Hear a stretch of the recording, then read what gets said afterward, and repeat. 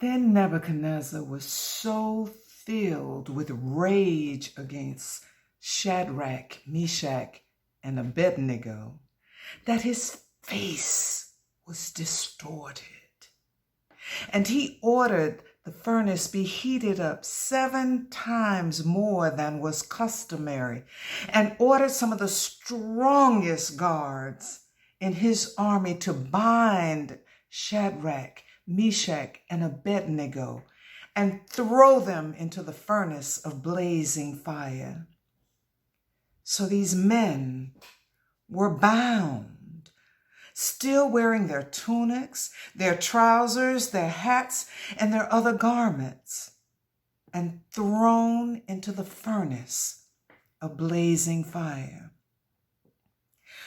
Because the king's command was so urgent and the furnace was so overheated, the raging flames killed the men who lifted Shadrach, Meshach, and Abednego. But these men, Shadrach, Meshach, and Abednego, fell down, bound into the furnace of blazing fire.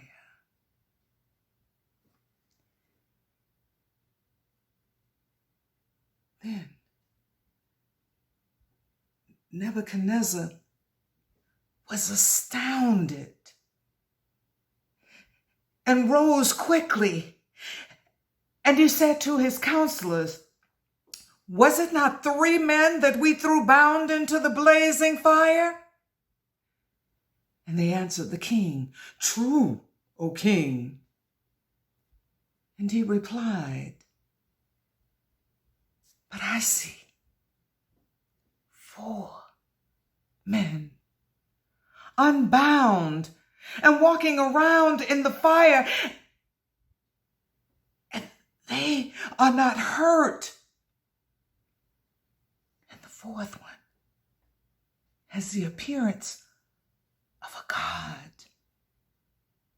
Then Nebuchadnezzar approached the door of the furnace of blazing fire and said, "Shadrach, Meshach, Abednego, servants of the Most High God, come out!